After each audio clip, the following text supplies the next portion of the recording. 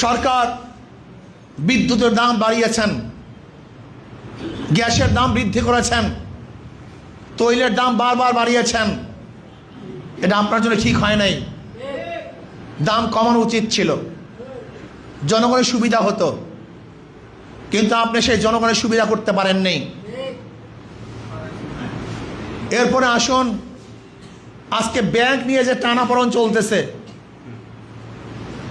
ব্যাংকের টাকাগুলি জনগণের টাকা, জনগণ ব্যাংকে টাকা রাখে, নিরাপদের জন্য রাখে, নিরাপত্তার জন্য রাখে। ব্যাংক নিয়ে যেই টানা হেঁচড়া শুরু হয়েছে,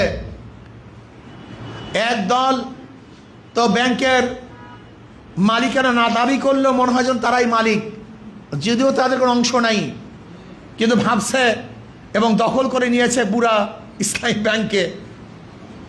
আমি মনে করি কোনো দলের স্বার্থে যদি ইসলামী ব্যাংক ব্যবহার না হয়, জনগণের স্বার্থে, দেশের কল্যাণে যেন ইসলামী ব্যাংক থাকে। জনগণের কল্যাণে, দেশের কল্যাণে, কোনো দলের কল্যাণে যেন ইসলামী ব্যাংক কোনো অবস্থাতেই কাজ না করে। রাজনৈতিক মুক্ত এক ব্যাংক ইসলামী ব্যাংকে করতে হবে। এই বিষয়ে আমাদের খুব ভালো মতো খেয়াল রাখতে হবে।